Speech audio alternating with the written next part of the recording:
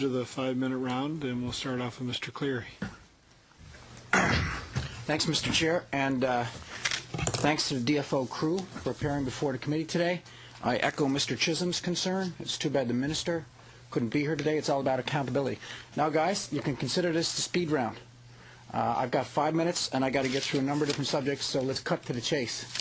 Let's start off with Mr. Gregoire and the Coast Guard and the Manolis L. The Manolis L is a paper carrier that went down off the northeast coast, as you're well aware, in 1986. 500 tons of oil aboard. It's still leaking as of October. What's the long-term solution? What can you do about it? Well, we are going there about twice a year now, so we were there in November. We have put a cofferdam, and whenever there is oil, we are removing this oil.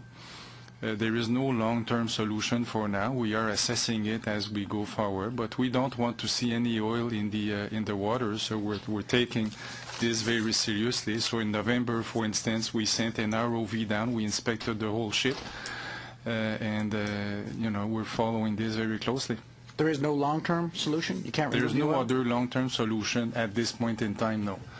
But should there be a risk, then of course we would envisage another option. But for now, to go there twice a year to empty the cofferdam is considered as a sufficient measure. I think the risk has already been well documented in terms of the oil that's spilled to date and continues to spill. Moving on to the Atlantic Pilotage Authority, there is a proposal to move the pilot docking station 20 kilometers deeper into Placentia Bay. Does the Coast Guard have a concern about that? Placentia Bay has already been deemed one of the riskiest areas in Canada in terms of a potential oil spill. Now with the boarding station 20 kilometers further in, do you have a concern about that? No. Why? Well, you said cut to the chase. No, I don't have any concern. Okay, now elaborate.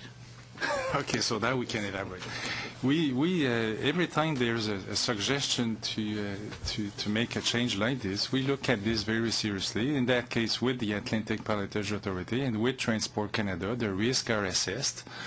You know, this situation of moving the station is accepted by all.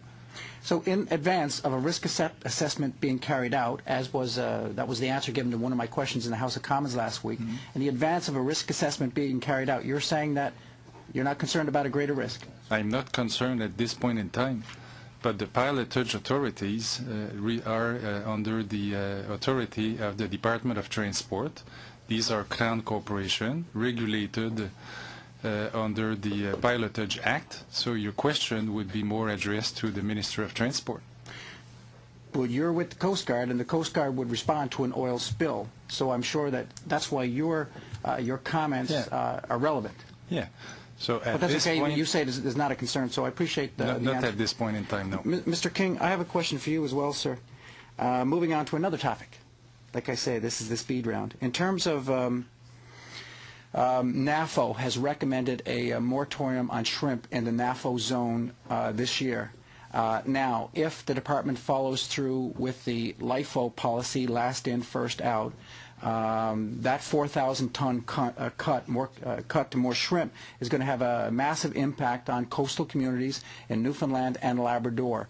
My question to you is, does the department plan to do any kind of economic assessment of that economic impact if the LIFO policy is followed again?